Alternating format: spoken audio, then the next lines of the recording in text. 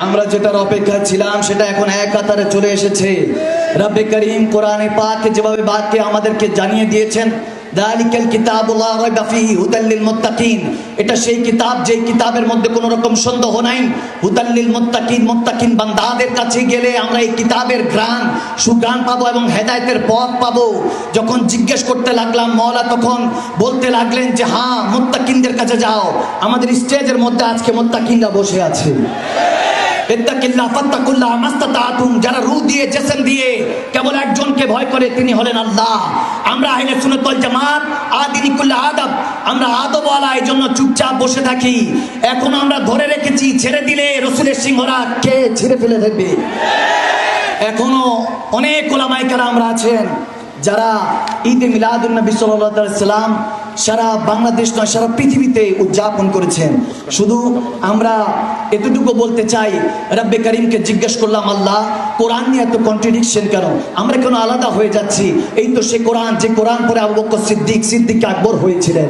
এই তো সে কোরআন যে কোরআন পরে হযরত ওমর ইবনুল খাত্তাব ফারুক আজম হয়েছিলেন। এই তো সে কোরআন যে কোরআন পরে হযরত ওসমান গনি যুন্নুরাইন হয়েছিলেন। এই তো সে কোরআন যে কোরআন পরে শের খুদা আলী হায়দারে কাররার হয়েছিলেন। এই তো সে কোরআন যে কোরআনের জন্য বদরের 313 জন থেকে কারবালার 72 পর্যন্ত সংগঠিত হয়েছিল। সেই সময় ফায়েজ ও বরকত দিলে এখন কেন বান্দার মধ্যে ফায়েজ ও বরকত দিচ্ছে না? কেন কোরআনের মধ্যে কন্ট্রাডিকশন তালাশ করছে? তখন দেখতে লাগলাম আমাদেরকে তরিকাতের মুত্তাকিনরা, আউলিয়া কামিলিনরা পড়াতে লাগলেন। যখন দেখলাম কোরআনের মধ্যে অনেক রকমের কনফিউশন আছে, যেমন কোরআনে পাকে আছে ইন্নাল্লাযীনা ইউবাইউনাকা ইন্নামা ইউবাইউনাল্লাহ ইয়াদুল্লাহি ফাওকা আইদিহিম, আল্লাহর হাতের জিকির আছে। যেমনি ভাবে লাম ইয়ালিদ ওয়া লাম ইউলাদ, আল্লাহর কোন অস্তিত্ব সম্পর্কে আমাদেরকে জানিয়ে দিয়েছেন, কাউকে জন্ম দেয়নি, কারো থেকে জন্ম নেয়নি। আবার একই কোরআনে পাকের মধ্যে আমরা কেউ বলে থাকি কুল ইন্নামা আনা বাশারুম মিসলুকুম, সেখানে পড়ে আছি। আবার কেউ কোরআন থেকে তাজ্জাকুম মিনাল্লাহি নূরুন ওয়া কিতাবুম মুবিন, সেই দলিলও দিয়ে থাকি। জিজ্ঞেস করলাম মওলা, এই কন্ট্রাডিকশন কবে দূর হবে? কিভাবে দূর করব? আলিফ লাম মিম ইয়াসিন তাহা, এভাবে তো আমাদেরকে পড়িয়ে রেখেছো, কিন্তু আমরা কোনটা বলবো? আল্লাহু রাসূলুল আলাম, উলামায়ে কেরামরা এগুলো জানেন যে হরফে মুকাত্তাআত, মুতাশাবিহাত, মুহকামাত কিছু হরফিয়াত আছে, কিন্তু কিছু বিষয় আছে যেগুলোকে নিয়ে রেড জোন বলা হয়। আকীদা বানানো যাবে না। এইজন্য আকীদা আহলে সুন্নাত আমাদেরকে এটাই শিক্ষা দেয়। আমাদের রাহবার ইমামগণরা বলছেন যে আমাদেরকে এটাই শিক্ষা দিচ্ছে, হুদাল লিল মুত্তাকিন, মুত্তাকিনদের কাছে যেতে হবে, তাহলে কনফিউশন থাকবে না। যখন ওলি আল্লাহদের কদমে গেলাম, শায়খ তরিকতদের কদমে গেলাম, পড়তে লাগলাম, বুঝতে লাগলাম, তখন বলতে লাগলেন যে দালিকাল কিতাবের দিকে খেয়াল করো, এটা সেই কিতাব যেই কিতাবের মধ্যে কোনো সন্দেহ নাই। বললাম হ্যাঁ, যেটা কোরআনে আল্লাহ তাবারক ওয়া তাআলা হুজুরে পাককে তালাশ করেছেন, বলেছেন হুজুরে পাকের উপরে কোরআন নাযিল হয়েছে।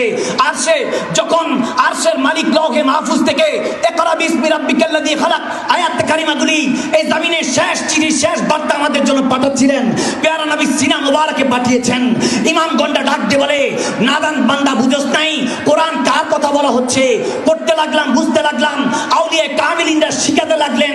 কোরআন যখন অবতীর্ণ হয়েছে, সাহাবায়ে কেরামরা জিজ্ঞেস করেছেন, ইয়া রাসূলুল্লাহ, ইয়া হাবিবাল্লাহ, এটা কি?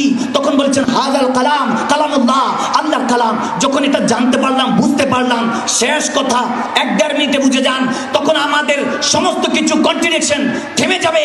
সব মুসলমানরা এক কাতারে চলে আসতে পারবো। যখন বলতে লাগলেন, ইমাম গন্ডা আমাদেরকে শিখাতে লাগলেন যে এইটাই সে কোরআন। বললাম হ্যাঁ, আমার হুজুর থাকাকালীন অবস্থায় তো এই কোরআন ছিল না। কিতাব বই হতে তো একত্রিত হওয়া লাগে। আমার রাসূল আরবি 50 ইয়ার্স লেটার, 50 বছর ইন্তেকালের 50 বছর পর, পর্দার পরে জাহিরি আবু বকর সিদ্দিকের হুকুমে ওসমান গনি এটা লিপিবদ্ধ করেছেন, 4খানা করে পৃথিবীতে ছড়িয়ে দিয়েছেন। আজকে অনেক হয়ে গিয়েছে, কিন্তু হাকিকত এখন আমরা বুঝতে পারি নাই। আল্লাহর ওলিরা ডাক দিয়ে বলছেন, এখনো বুঝোস নাই কোন কিতাবের কথা, কোন কোরআনের কথা বলা হচ্ছে? আল্লাহ ওয়ালারা ডাক দিয়ে বলছেন, যালিকাল কিতাব দ্বারা রব্বে করিম বুঝাতে যাচ্ছেন এটা সেই নবী লা রাইবা ফীহি, যে নবীর মধ্যে সন্দেহ তালাশ করিস না।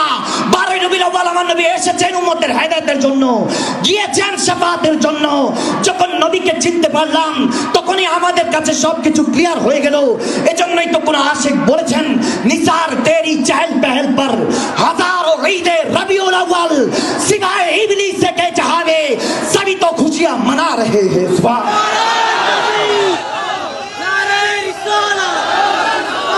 তো সেই নবীকে আমরা পেয়ে খুশি তো ইনশাআল্লাহ। আজকে এটা শুধু কেবল শুরু, আগামী বছর ইনশাআল্লাহ এর থেকে বড় আয়োজন আমরা উপহার দিতে যাচ্ছি।